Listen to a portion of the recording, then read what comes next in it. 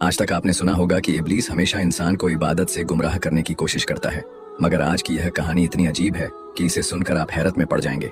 एक शख्स अंधेरी रात में नमाज अदा करने के लिए अपने घर से निकला। रास्ता बहुत अंधेरा था और चलते हुए उसे ठोकर लग गई। वह मुंह के बल गिर पड़ा और कीचड़ से लथपथ हो गया। गंदे कपड़े देखकर वह वापस घर लौटा, लिबास बदला और फिर से मस्जिद की ओर रवाना हुआ। अभी कुछ ही कदम चला था कि उसे दोबारा ठोकर लगी और वह फिर गिर पड़ा, मगर उसकी हिम्मत कम न हुई। वह फिर घर लौटा, कपड़े बदले और एक बार फिर मस्जिद की ओर बढ़ा। इस बार जब वह घर से बाहर निकला तो दरवाजे पर एक अजनबी खड़ा था, जिसके हाथ में एक चमकता हुआ चिराग था। अजनबी चुपचाप उसके आगे आगे मस्जिद की तरफ चल पड़ा। चिराग की रोशनी में इस बार रास्ता साफ नजर आ रहा था और वह बिना किसी मुश्किल के मस्जिद पहुंच गया। मस्जिद के दरवाजे पर वह अजनबी ठहर गया और नमाजी अंदर चला गया।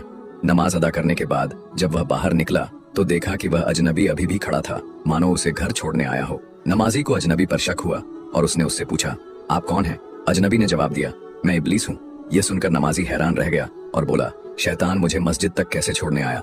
तेरा काम तो लोगों को गुमराह करना है। इब्लीस हंसते हुए बोला, जब पहली बार तू गिरा तो अल्लाह ने तेरे सारे गुनाह माफ कर दिए। जब दूसरी बार गिरा तो अल्लाह ने तेरे पूरे खानदान को बख्श दिया। मुझे डर था कि अगर तू तीसरी बार गिरा तो अल्लाह पूरे गांव को बख्श देगा, इसलिए मैं चिराग लेकर आया ताकि तू बिना गिरे मस्जिद पहुंच जाए। यह सुनकर नमाजी की आंखों में आंसू आ गए। उसने सजदे में गिरकर अल्लाह का शुक्र अदा किया कि उसकी मेहनत और नियत को अल्लाह ने कबूल कर लिया।